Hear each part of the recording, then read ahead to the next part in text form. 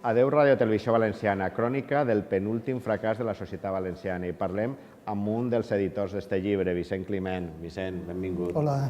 Com va sorgir la idea de fer este llibre? Pues la idea va sorgir, Borja Flors i jo, que som els dos editors, treballàvem junts i havíem comentat moltes vegades la possibilitat de reunir en un volum textos que havien anat publicant-se durant els 2 anys i pico que ha durat este procés brutal, cruel i injust de l'ERO.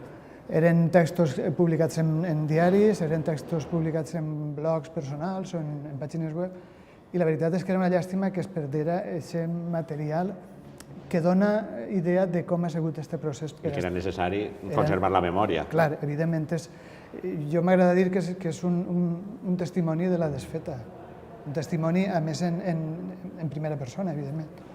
Quin criteri heu seguit per a fer aquest recull? Perquè m'imagino que haureu desestimat molt de material. Sí, el criteri és que tinguera algun interès, o bé interès per dades, o bé que aportara algun... Hi ha alguns que són només sentiments, però aporten algun matís, alguna nota de color o de... no sé, d'alguna manera que enriqueixi un poc per a comprendre com ha sigut de cruel el procés. Quins companys han participat? És una vintena de companys. Hi ha articles de Julià Álvaro, per exemple, que hi ha dades molt sagnants de com ha sigut el balafiament econòmic o com ha sigut la manipulació informativa. Després hi ha articles, diguem, més de sentiments, de companys que expressaven allò que sentien quan eren acomiadats. Hi ha articles de Fanny Grande, per exemple, hi ha un molt bonic que es diu La platja dels abraços. El fèmur d'Eva. Sí, que és del seu blog, és en castellà, La playa de los abrazos. I conta això, les mostres de solidaritat dels treballadors a l'hora d'abandonar l'empresa i la resta donant suport a la gent. El llibre pot tindre més d'una lectura?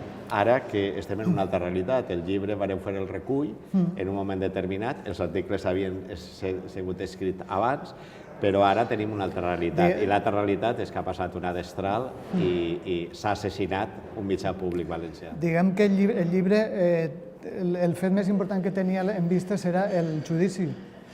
El llibre va eixir en juliol, el judici se celebra en octubre, el veredicte és unes setmanes després, ens dona la raó als treballadors, però clar, en 5 hores, aquesta alegria inicial de veure satisfets els desitjos de justícia, me la tallen de soc arrel dient que van a tancar la televisió. I jo crec que el llibre continua tenint el valor de... El llibre ara es queda curt, ara hi haurien... Pot haver ara una segona part? Podria haver una segona part perquè la desfeta és molt més gran, clar. En el primer cas era, diguem, testimonis personals d'una desfeta laboral de vora 1.000 persones. Ara ja és una desfeta d'un servei públic, que és molt més dur encara per a la societat valenciana. Per què la societat valenciana, Vicent? Ja tu portes molts anys, has portat molts anys en eixa casa. Per què la societat valenciana no ha sabut acollir, fer, creure's una radiotelevisió pública en València? Jo crec que hi ha molts factors. Heu posat un subtítol molt aclaridor, crònica del penúltim fracàs de la societat valenciana. El naixement no va ser el més òptim. El naixement va ser un naixement... En desgana? Sí, possiblement en desgana i en un llistó molt baixet. Quan canvià el govern, la desgana era molt major i, clar, el camí era molt fàcil. Després vingueren intents de privatització que van fracassar per l'acció d'algun sindicat i d'alguna part dels treballadors, però l'objectiu era la privatització. No els interessa, al poder no li interessa un servei de televisió i ràdio públics. Però sí que és possible una televisió. Jo penso que sí, i tant. Hi ha exemples, diguem, acceptables. No són magnífics, però bueno, són acceptables. I és necessari, a banda de ser possible, és necessari. És necessari un servei públic de ràdio i televisió, Una per la llengua. Si se tanca Ràdio Televisió Valenciana no tenim cap mitjà audiovisual en la nostra llengua. Quan va eixir Ràdio 9, immediatament va eixir Ràdio 4. Ràdio 4 va desaparèixer al cap d'uns mesos. Ara desapareix Ràdio 9 i se quedem sense ràdio. TV3 se veia, tampoc se pot veure. Desapareix Televisió Valenciana i ja no tenim cap televisió en la nostra llengua. És tremendo, és tràgic. Desapareix un sector i desapareix una professió. A banda de la creació de Televisió Valenciana era, diguem, el motor per a un sector audiovisual valencià. En aquests moments això se quedarà com una terra erma. No hi haurà absolutament ni empreses, ni els actors s'ho passaran fatal, els dobladors no hi ha dobladors ja, no hi ha doblatges. Els periodistes, que anem a dir a la facultat de periodisme. Els estudiants de periodisme, que ara s'han multiplicat l'oferta educativa, se queden sense possibilitat d'exercir la professió. Adeu, Ràdio Televisió Valenciana. Sigui un recoll de les coses que han passat, d'eixa desfeta que s'ha fet, no anem a entrar en puntualitzacions concretes, però pot haver un benvingut Ràdio Televisió Valenciana nova? Tant de bo que n'hi haguera.